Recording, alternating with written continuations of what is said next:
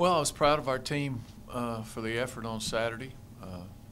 It was, like I said, after the game, I felt like it was our turn to kind of catch a break, and so we finally got one instead of them working the other way. Now, hopefully, we can take that and try to get some momentum and build on it. We've still got a deep hole to dig out of, but we're in better shape than we were a week ago. So, got to go up to Charlottesville, which has been historically a very tough place for us to play. Last time we were there, we won, but it was a close game. I mean, it was 28-25 with 3 minutes to go, and we had to try to run out the clock. And fortunately, we hit a pass and then scored to put the game away. But it was back and forth. The same thing here a year ago. We struggled to run the ball against them. We hit some big plays in the passing game and played pretty good defense a year ago. So try to get a good plan and go up there and get ready to play. Questions for Coach? How many times did you watch the replay? Did your wife say anything to you about I don't know how I would describe the expression of you walking off the field that was caught by camera? The jubilation, excitement, smirk, I don't know if you want to call it. It was great, Yeah. But did your wife call you out for that at all? Not really. I think I saw the replay, Saturday night when we got home. I was watching the Stanford-Washington game, so they played it on ESPN a few times. She didn't mention it. My daughter gave me a hard time. She's into all the social media, so she sent me Vine or whatever it is. I didn't know. So, but that was it. Yeah, I think really I was responding. When they caught me, I wasn't responding to the game. I was responding to what one of the fans said to me. What he or she said?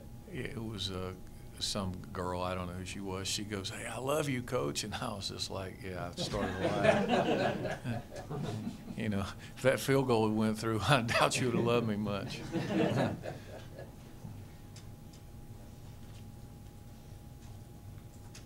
Defensively, you've been looking for a breakthrough of sorts. It's had to feel like, progress. Played way better against the run, way better. And it helped that they only had 3 possessions in the second half and 4 in the first half. So we kind of played together as a team. We kept them off the field. And, they got down in the red zone, but when we got down there, we held after a couple turnovers or held after the one. So, we played better. Like I said, when you play the run better, you give yourself a chance, and the red zone defense was 100 times better than it's been.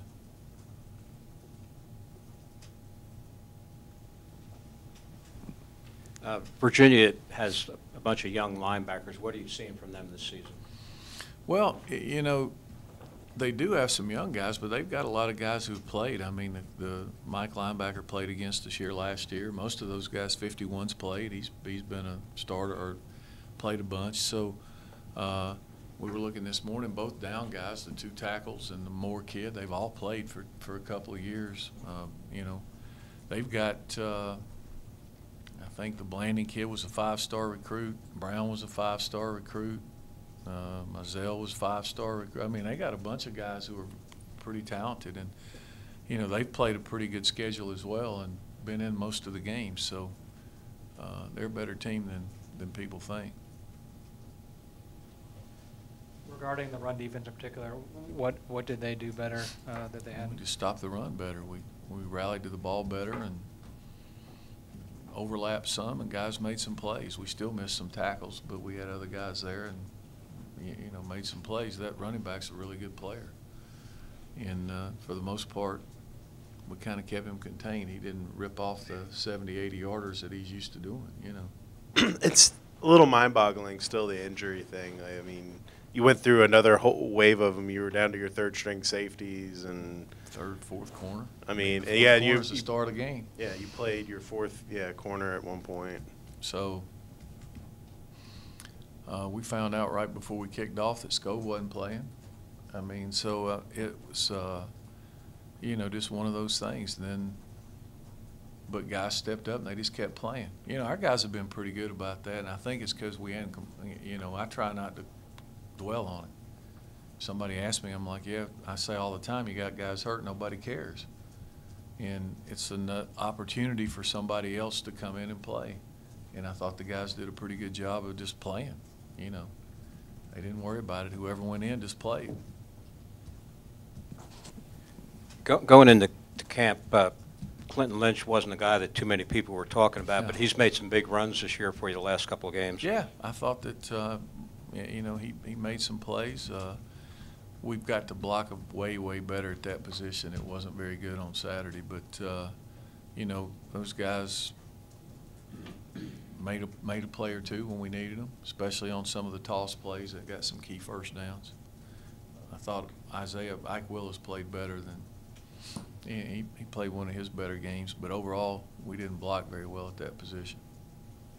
Coach, you've told me many times not to let your guys get too high or too low throughout the season. Is it hard at all to manage that coming off such a historic big win? I would hope not. We're 3-5. I mean, it's not like we're, you know, we still got a big hole to dig out of, and we got to get ready to go play. This is the next game, and we got a bye week.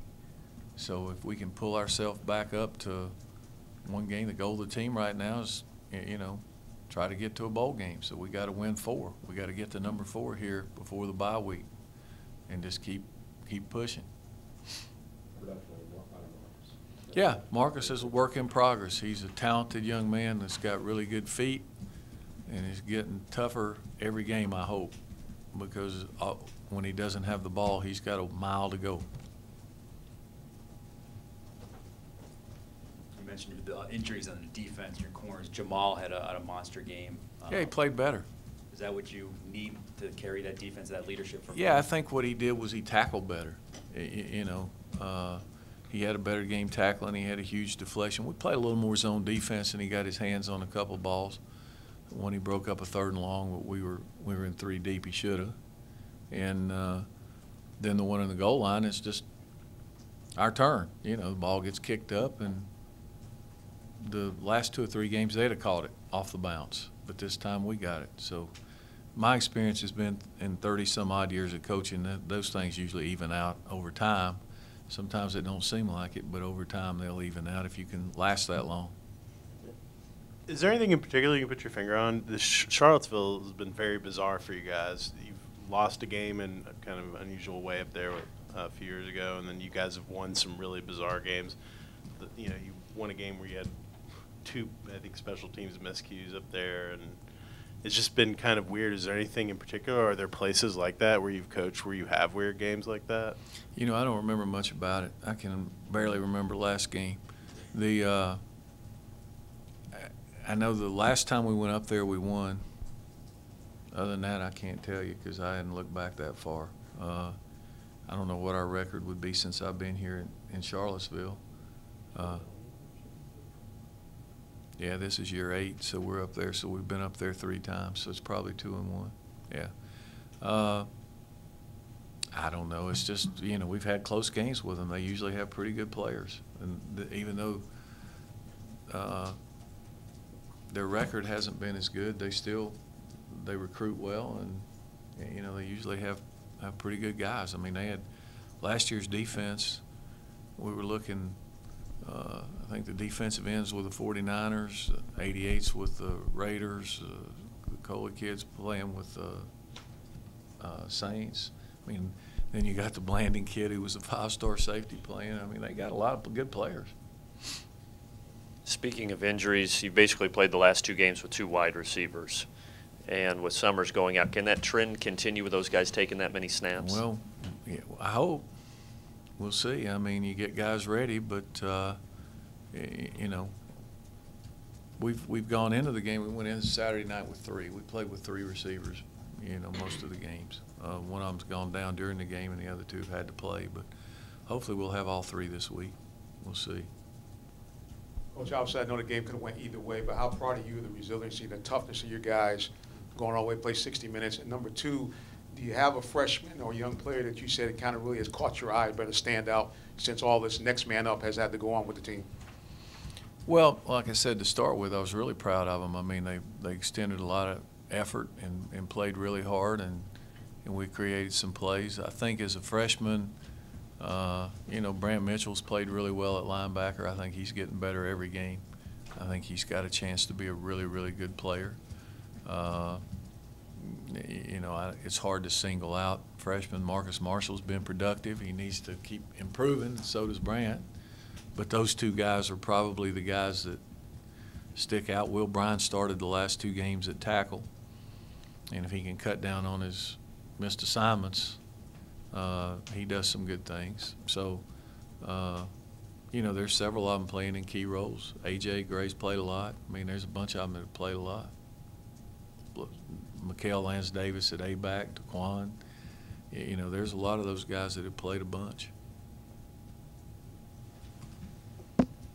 Is this the health of the secondary to the point where you'd consider moving Lynn back, or is he? He's still trying to learn. I think Lynn's where he belongs. He should have been there all along, and it's just taking him a little time to learn. And when you go no huddle, it compounds it for him because he's got to, you know, it makes it harder. So I think the secondary should be fairly healthy this week. I think we should get most everybody back.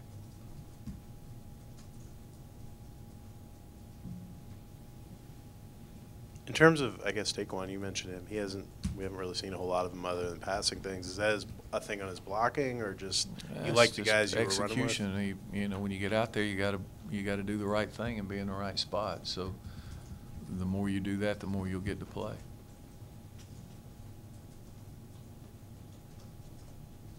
And he's been dinged up a little bit all year too. Isaiah, can you comment on just how he's played over the course of the season? I think he's been fairly consistent. I mean, you know, we'd like to block better for all those guys, but he's been consistent. He's got the advantage of being here for 3 years and knowing where to go and what to do. So he don't have to think about it. He can just go play. And I think we're getting out of Ike about what we got, you know. He obviously came in as a walk-on. Could you tell pretty quickly that he had a chance to get on the field eventually? Not really, not quickly, but I think he's kind of worked his way into it. He was a really good walk-on. He wasn't like sometimes guys walk on and you know they're never going to play, but he wasn't like that. You know, he's always way down the list, and we really felt like this year he'd probably be our 4th or 5th A-back and be in the rotation. And when you got all those guys hurt, he just kind of stepped up. Going back to spring, you thought that? Or? Yeah, probably.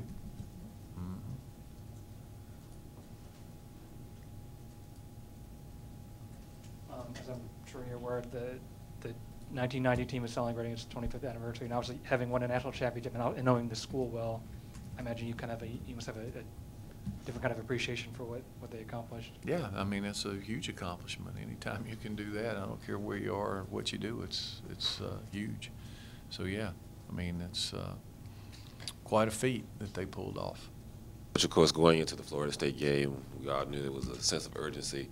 But now that you have that win, you know, of course, ranked opponent at home, now you still have a chance to, you know, kind of rebound the season, so to speak. Is there still a sense of urgency, or is it still taking things game by game as it comes? Well, I sure hope there's a sense of urgency. Well, I hope we never lost it. But you got to take it game by game. I mean, you can't get too far ahead of yourself. And my message to the team today will be, hey, we got to try to get number 4. I mean, you got to try to get 4. And we got a bye week, and we know that. And I can promise you don't want to have to sit on losing for 2 weeks because you don't get to play again for 2 weeks. So we got to get a good plan and go up there and play. Their backs are to the wall too. This is probably a draw line in the sand for them game. You know, they trying to salvage their season. So it's you got to get ready for their best shot up there. Coach, of course, you just talked about going on the road. Just talk about how important it would be maybe to kind of get off to a fast start, limiting the turnovers, and also setting the tone on defense going on the road this week. Well, I think any time that you can get off to a good start on the road, it's huge. But our last 2, Duke and Clemson, we certainly didn't get off to a very good start. We dug ourselves a hole so big you couldn't get out of it. So, you know, you always want to start well. You look at the Carolina game, it couldn't have started any better here at home, and we didn't finish it. So you just got to play for 60 minutes, take it one play at a time and just play. And there's going to be some ups and downs, and, you know, we talk to the team. I tell them all the time, everything's not going to go perfect. And you're going to make mistakes, and guess what? Once in a while they're going to block you, and you're going to miss a tackle or you're going to miss a block. You just got to put it out of your mind and go play the next play. And that's the way you got to approach it. I mean, you know, you just got to keep playing. Just play. Keep playing. Whether it's going great or it's going bad, you just got to keep playing.